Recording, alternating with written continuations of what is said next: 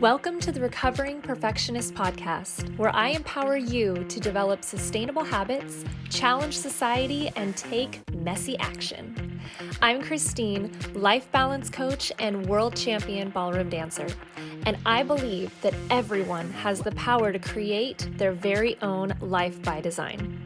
The Recovering Perfectionist Podcast was created with a mission to encourage a life of abundance by finding peace and acceptance in our own imperfections and developing healthy self-love through sustainable habits and manifestation. It's time to align with the universe for the full human experience and redefine what it really means to be successful. It's too good, the secret is out and wow.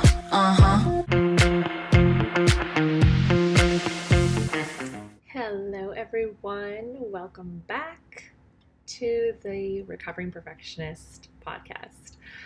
This is the season finale, wrap up. I started doing this last season where, great problem to have. I had so many people want to be guests on the podcast that my original goal of trying to do solo podcasts and just kind of like be vulnerable, on this platform was just not happening. So I have all these incredible guests that I hope that you have been enjoying and that we've had some absolutely transformative, informational, just incredible conversations on air. And I have decided that at the end of each season, I would at least have one episode, the beginning and the end, to wrap up just me, no guests, so that I can do kind of like a life update, but I could also do, just what I originally set out here to do, which was be vulnerable and share, how I am a recovering perfectionist and what that looks like in my day-to-day. Because as we know, Instagram and social media and my academy that I just launched a few months ago, all these things are kind of the highlight reel and they're showcasing the best of me, which is great. But the whole point of growth and the coaching space is to showcase that we're all human and we're all going through it. And let me tell you, I've been going through it. So let's get into it, guys. Let's get into it. So to start off, first of all, if you're just starting this episode, I do want to tell you that I am going to at least showcase and share with you 5 major things that have helped me in the last at least 6 months to a year get to where I am right now, because I do feel like I'm in a much healthier mental space. I feel physically stronger. All of these, I feel great. My relationship is great. My career, all of these things are doing very, very well. But it was a growing process to get to this point. And I kind of narrowed it down to 5 key points that really, really helped me get to this better mental and physical space. And so I do want to share that. So we're going to kind of go through that. But for right now, before we get into all that juicy goodness, I do want to just kind of give an update on where I'm at. So the last time we chatted was at the beginning of season 4. And we were talking a lot about, this French-American dream going on. And we had so many people want to be guests this season on the podcast that I did not stick to my 11 episodes a season. I went way over. And I think we're at like 13 or 14 episodes this season. And I still had to get my solo in at the end. So yeah, I don't know where we're at this point. But when I tell you we've covered topics this season on this podcast that I am so happy that we got to, including money scarcity, finding joy in the work that you do. I talked to my friend who's a career coach. We discussed, powerful mindset, performance, so many different things. You guys have got to go back and binge this season. It is, I know everyone says that, but this is truly the best season yet. And I'm so excited that it keeps getting better and better and better. And I'm just very, very, very proud of this season. I'm proud of the entire podcast and how far I've come with this, and how far we've all come, because it's a community effort. But I'm very honored to have had intentional, just amazing conversations with these guests. Some of them friends, some of them who reached out to me who have now become friends. And of course, my wonderful Maggie, who has been, my business partner now for almost a year. And we met through this podcast, and we have now created Freedom Mindset Academy, which, if you want, I can go on and on about Freedom Mindset. This academy is single-handedly changing lives, and it is changing my life at the same time. If you're interested in joining the academy, the link is in the show notes. Maggie and I just completed round 1, and we are, just diving deep into round 2 here with our incredible students. We've had the most transformative experience with these students. They have single-handedly changed their lives from, being completely burnt out, needing more time, slowly building a business, being very stuck and unaware of how to move forward next. All of these were the kind of the befores. The afters are so much more mental clarity, great morning routines. One of our clients is now, she's the CEO of her own company, and she is now leaving her job every day around 3 or 4 to be with her kids. She is setting very intentional work times, start times and end times, so she is not sacrificing her schedule and her personal time with her kids and her husband. We have clients that are growing businesses, that are asking for more out of life, promotions at their jobs, just going out there and grabbing what they want and being intentional about that. And it has been an incredible journey, not only to witness these transformations, but to single-handedly be a part of these transformations and help guide our students through this.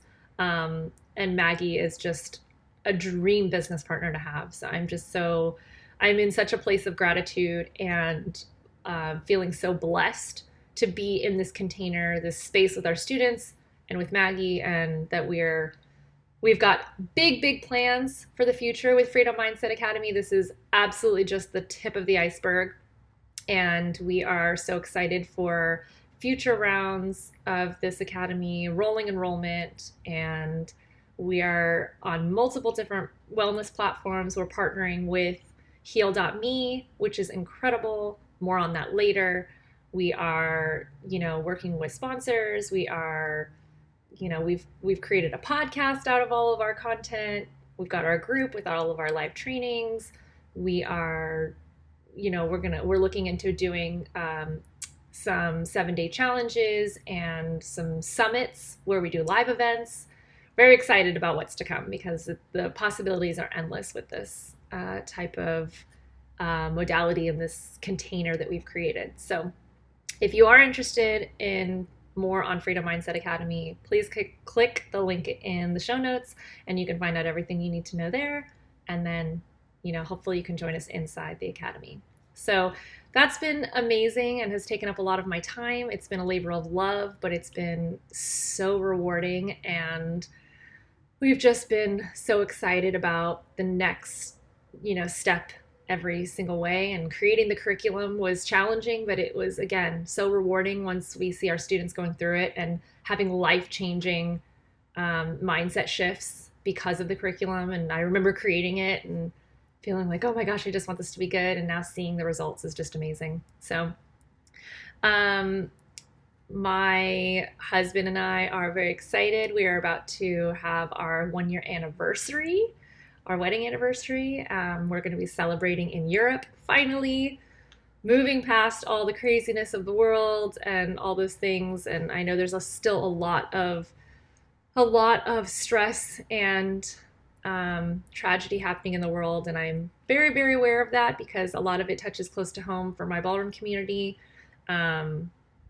being of Ukrainian and Russian descent. So I won't get into that, because there's a lot of controversial things there, and I don't even want to go there. But my heart is with everyone that is struggling through this time, with those people, and my ballroom community, and all of the, the people of Ukraine, the people of Russia, and the world that is struggling to watch this and try to create fundraisers and humanitarian aid and all of these things to help. We just, there's no wrong way to help. You just gotta get out there and do something. So we are excited to go to Europe. We are excited to see my family.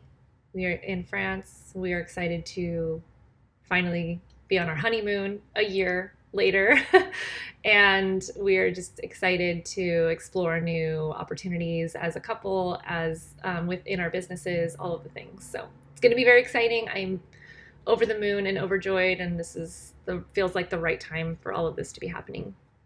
So yeah, all of our businesses are doing great. We are growing. We are loving, still being on the West Coast, very much loving it when the winters come around and we don't experience snow and all of the chaos that weather brings in the wintertime. And so we love our Nevada, California lifestyle going on over here.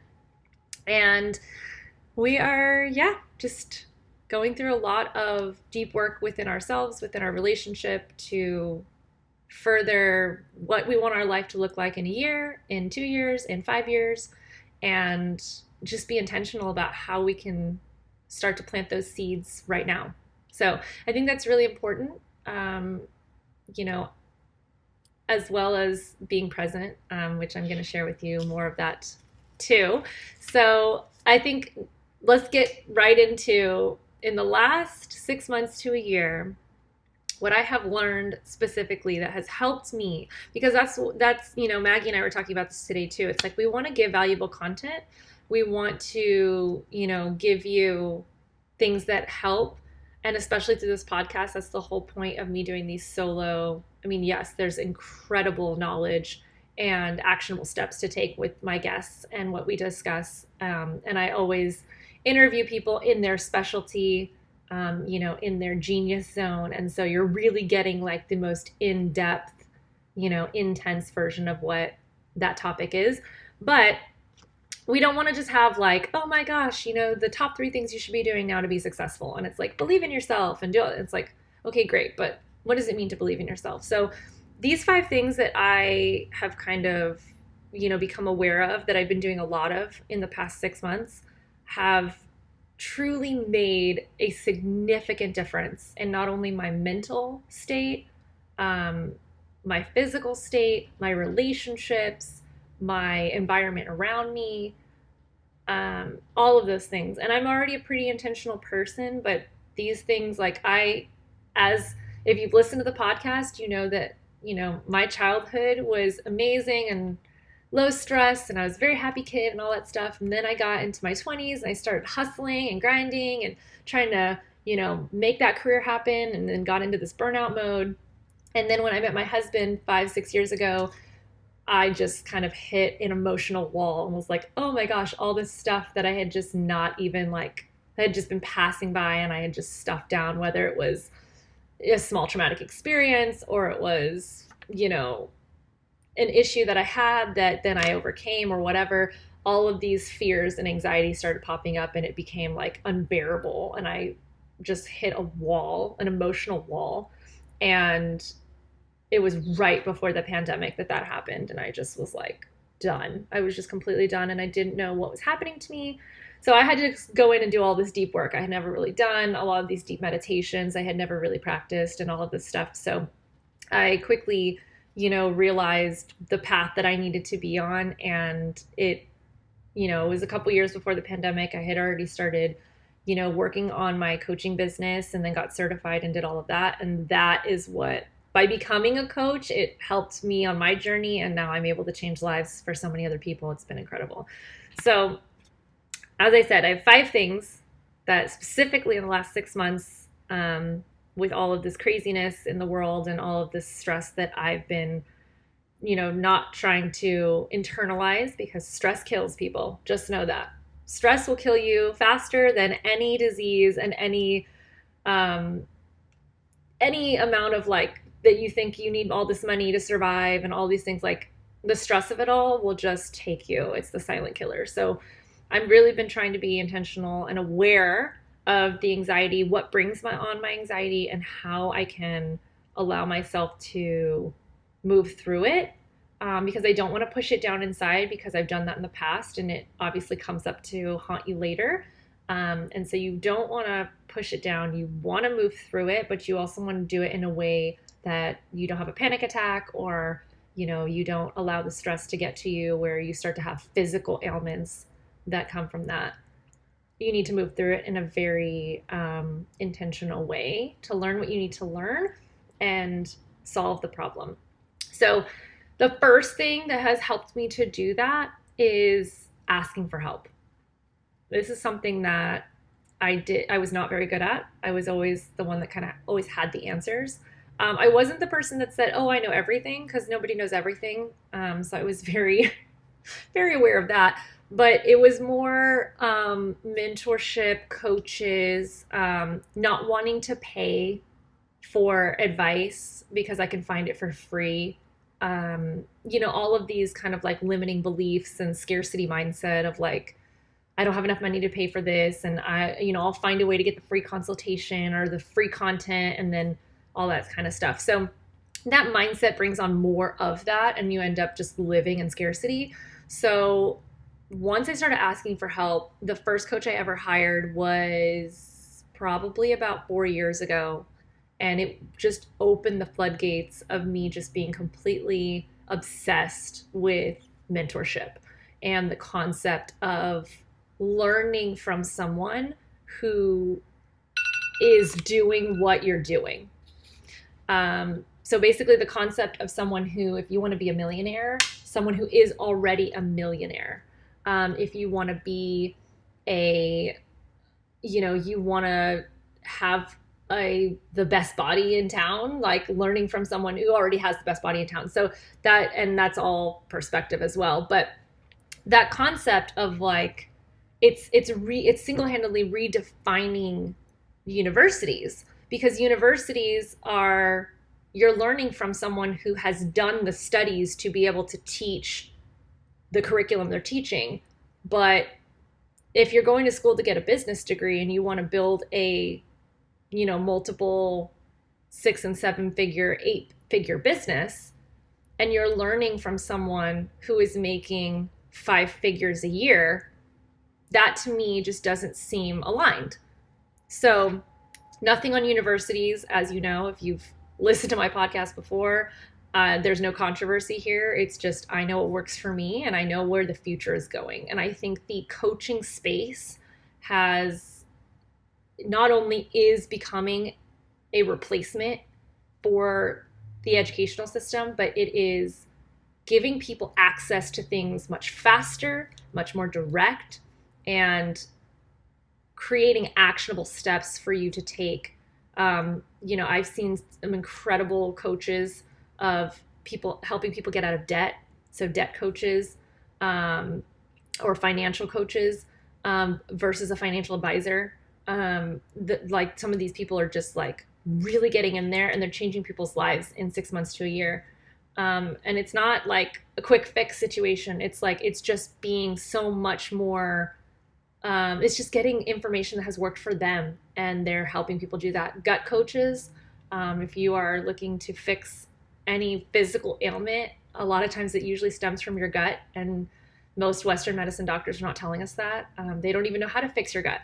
So a lot of these problems, if you have, a gut health coach, let me tell you, the good ones that are out there, they are changing people's lives one gut at a time. It is incredible to see. So anyway, the concept of asking for help, mentorship, no one is ever too good to ask for help. And when I say ask for help, it doesn't necessarily always need to be just like, yeah, let's hire a coach, a business coach or a wellness coach or a health coach or whatever.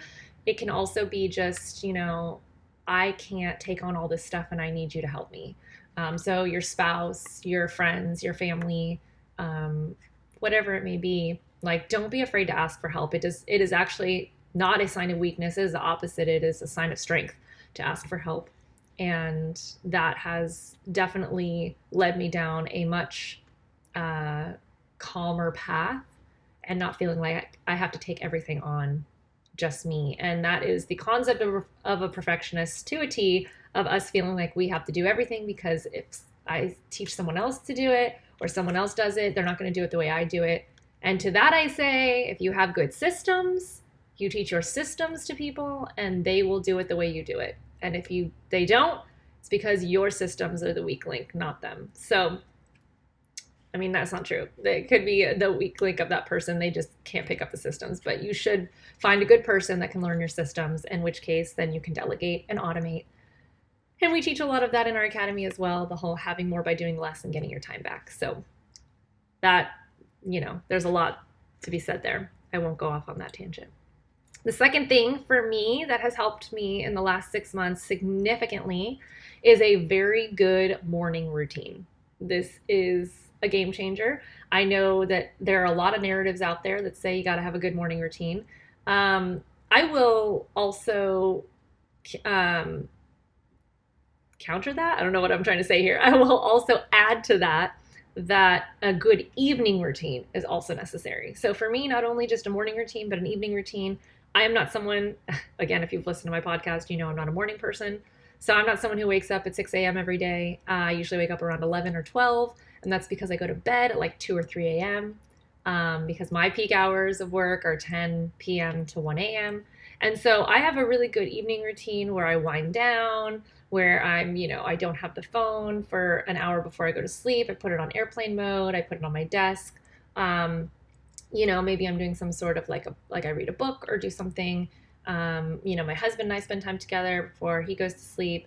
All these different things. You need to have a good wind down routine, and you need to have a good morning routine to start your day. So whatever that is a good breakfast, some exercise,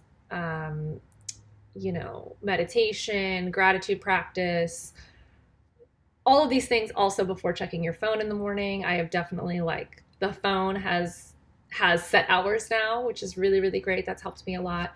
I have a good smoothie routine in the morning, all of these different things. Everything is different. Don't take my routine and make it your routine. Don't see someone on Instagram and make it your routine. You need to do what works for you. You can start by saying, what is it that I need in the morning to make me feel motivated and to start my day off right?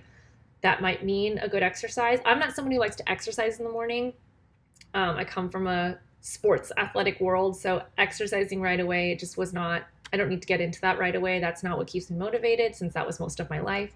For me, it's just, having something really good in the morning to eat. So a good breakfast or a smoothie or something, and not immediately filling my head with propaganda or social media or other people's thoughts and ideas. I need to be doing some sort of gratitude or meditation practice in the morning to get my head right. Opening up the windows in my room, my bedroom, so the light comes in, sunlight, all of that stuff.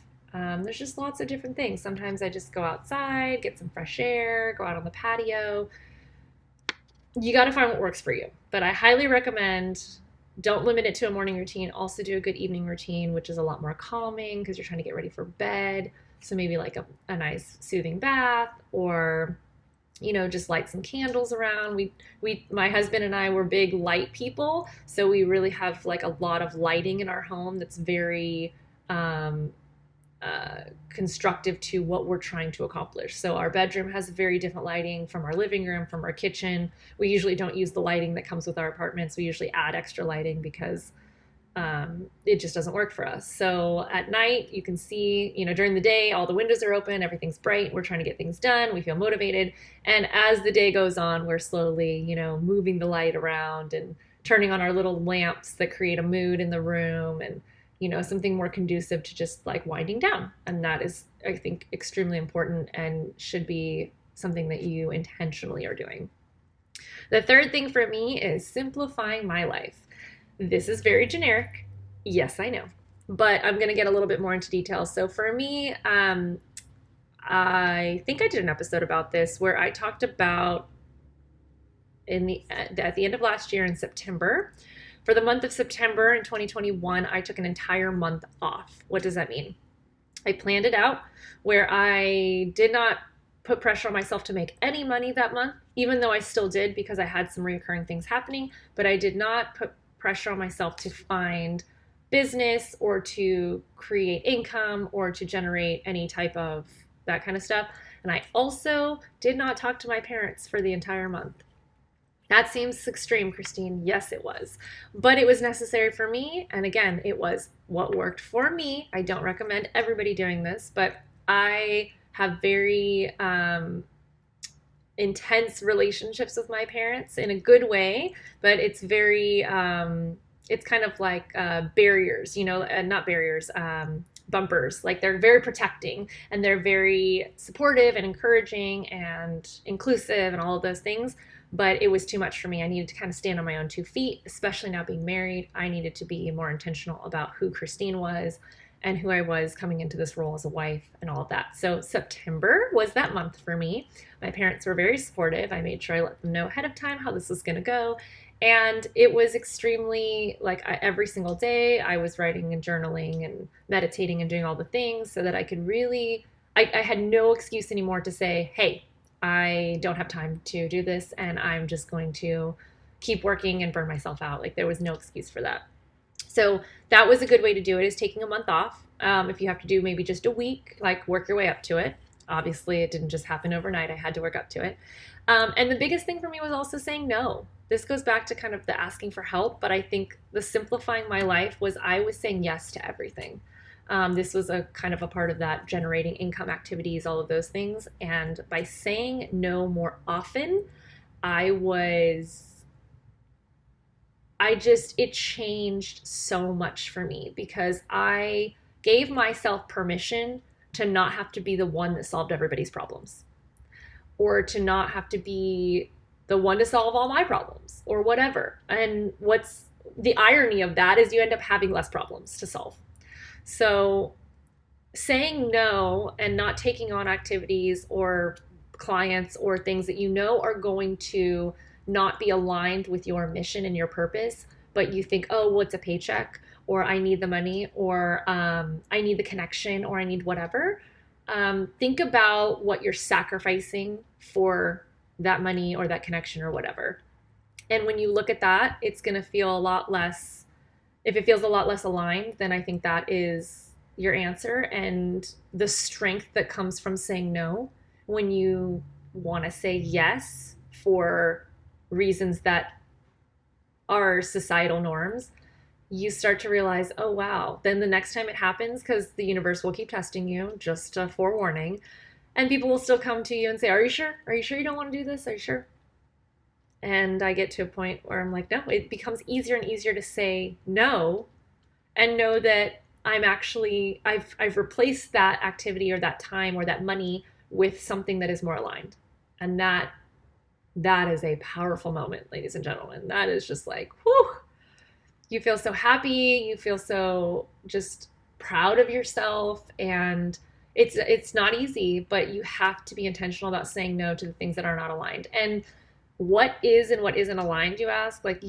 Your gut knows, your intuition knows. You need to listen to those red flags.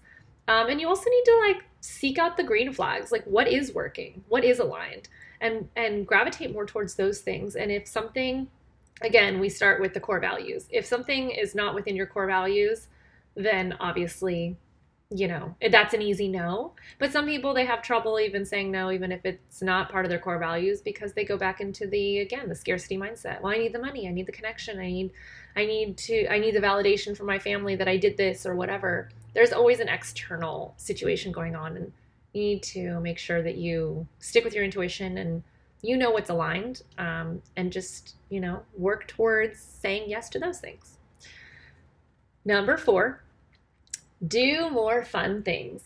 This has been amazing, especially being in my first year of marriage. My husband and I both having multiple businesses that have been growing and, needing a lot of our attention.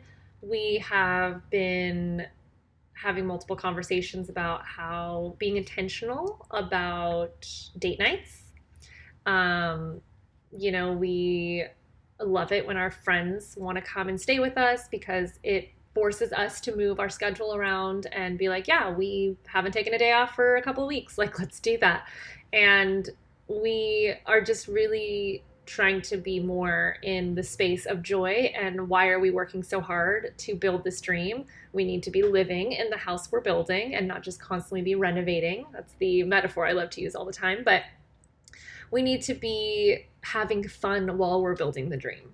And, especially our first year of marriage, we've definitely been having that conversation a lot. So, we have a lot of really amazing things around us here in our new space. And so we've been doing a lot of like renting a boat for a day, with some friends and just going out, and nothing will relax you more than just sitting in open water on a boat with some snacks. It's just, yeah, you can't, put the phone away. There's just nothing left to do but just to look out at the water, and it's extremely relaxing. So really forcing myself, I hate the word force, but for me, I need that kind of, intentional forcing to be like, Christine, shut the mind off. So we've been getting back into dancing finally.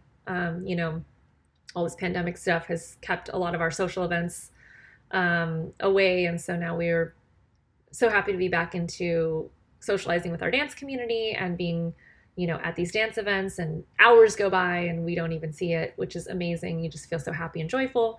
And we live near Disney now, well, for the time being, and we have yet to go. So we've been very intentional about putting it in the calendar. We're going to Disneyland and we're going to just have a great day and be big kids and, just all these things that it's like, oh, we don't need to do that. We don't need to spend money on that. Like, we can rationalize and get ourselves to justify the situation time and time again.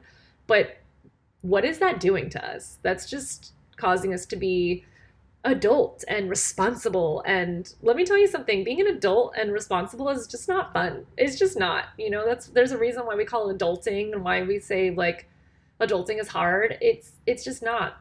Adulting can be fun if we are intentional about how we adult, and we are not neglecting our responsibilities, and we're not, sacrificing our time with our staff and our businesses and each other. But we also need to be having fun in life, because again, why are we working so hard, right? We make all this money, we do all the things we want to do, and then what? We build these big businesses to do what? To be able to have time freedom, right? To be able to enjoy our lives. And so why wait until that comes? Because as you know, if you're an entrepreneur, that time really never comes. We just end up continue to move the goalpost, and that line will always be an unattainable place. So, or that destination, I guess. And so we are just realizing that, the journey is the experience is the journey, and it's not the destination, and we need to be enjoying ourselves now and having more fun. So that's your sign right now. Go do something fun for yourself. Go get the massage, go get the pedicure, go rent a boat, go to Disneyland, do all the things. Eat the ice cream. And then the last thing for me, just to kind of wrap this up, is I've been way more intentional about my time and about being present in the moment. So I've been very open about the fact that I live a lot in the future. I'm always planning things. I'm always, the fear and anxiety has come a lot from me living a lot in the future and not in this present moment. But this is the only moment we have, as we know, right? Cliche. We all know, right? The present's a gift, blah, blah, blah. But we have to be, the concept of being present is that mindfulness of grounding yourself, meditation, taking a few breaths. Like a lot of these things in the past, I was like, I didn't think it was woo-woo. I'm big on this stuff coming from sports. Like I understand how important breath work is, and mindset, that's how champions are made. You have to visualize, right? Visualization of your win, all of those things. I know the power in that, but I wasn't using it to help me overcome anxiety and stress and to be more present in the moment. I was using it to achieve, to be successful. And that is, yes, it works there, but it also needs to be used to be mindful and to be calm and to overcome stress and anxiety. And so I've been slowly but surely understanding how to take what I've been using in my, journey through dance and everything that I've achieved in my life, all of my titles and championship statuses and things like that, that I have the mindset shifts and the visualization and the being in the present moment during competitions, all of that stuff that I was doing, to apply that to the struggles that I've had recently in stress and anxiety and fear and all of those types of things, and living in the future, and when are we going to have kids, and all of these different things that have kind of passed through my mind. And so being intentional about how I use my time, meaning not scrolling, doom scrolling is what we call it, right, on social media, and filling my brain with all of these things that are just causing me to have more fear and stress and anxiety. And then just trying to be as present in this moment as I can. And that kind of ties into the having fun, right? What can I do that can help me to have more fun? Like the other day, my husband and I just went on a bike ride, right? We've got bikes. We should be biking almost every day. Why not? But, we had the daylight savings come around. We were like, oh, you know what? We get an extra hour of daylight. Let's go on a bike ride. We can go a little bit later. How great. And we went around and it was awesome. And so just scheduling it in, just saying, we're doing this. We're doing it now. Or we're setting that for Tuesday and we're doing it, and we're not scheduling, it's not like, oh, it'll happen if nothing gets booked. I promise you, things get booked. People will book you. You'll find something that is, more urgent, that's more time sensitive, that needs your attention, and you won't do it. But if you put it in the calendar, like you're doing it, you're going to Disney, you're going to on the bike ride, you're going to rent the boat, you're going to hang out with friends, you're going to whatever, get the massage, then it will not be bumped and it will actually happen. And the more of those things that we're doing, the more we feel just less stressed, we feel happier, there's more clarity. And when we come back to our work, I think this is the biggest thing too. When we come back to our work, we're realizing that we're more inspired, we're more productive, right? Who doesn't want that? When you're a perfectionist and you have valued yourself on productivity in the past, like who doesn't want to be more productive? We're more efficient. We get more done in less time because we're not sitting here just pushing through the unmotivated, uninspired moments. We're really just coming to the table when we're feeling inspired and we're getting things done so much faster, and boom, we close the laptop and we're done, and now time to go on a bike ride. And it's just helping balance our life so much more. So overall, again, I'm going to just kind of go through these again. The biggest things for me that have helped me in the last 6 months to a year, the first thing is asking for help, getting mentorship, coaches, and just asking for help in general if I need help with something in my daily life. Asking my community around me, my friends, family. Having a really good morning routine and also having a really good evening routine. Both of those are crucial to get yourself motivated in the morning, start your day right,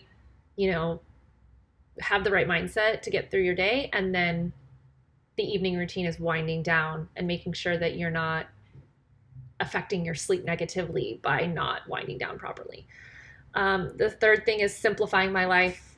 So taking some time off, saying no, all those things. The fourth thing is doing more fun things, enjoying life more, being more in the moment. And then that ties into being intentional and being present.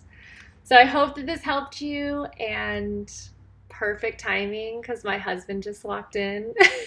Try not to interrupt this session, but it's amazing. And I love that we get to work from home and love to do what we do. So I love you guys so much. This has been an incredible season, and I cannot wait for season 5. I'm going to take a little break, enjoy my life, and I hope that you guys go back and listen to seasons 1 through 4, and I will see you very soon. Thank you so much for listening to the Recovering Perfectionist Podcast. I'm Christine, and if this episode resonated with you or spoke to you in any way, please feel free to share. I absolutely love hearing from you guys and your thoughts about the topics based on your experiences.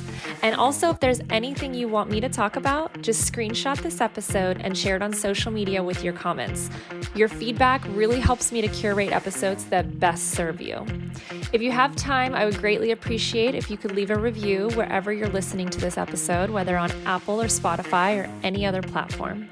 I'm wishing you a blessed week ahead, and remember, perfection doesn't exist. Take messy action. Healthy habits keep us balanced, and you are enough.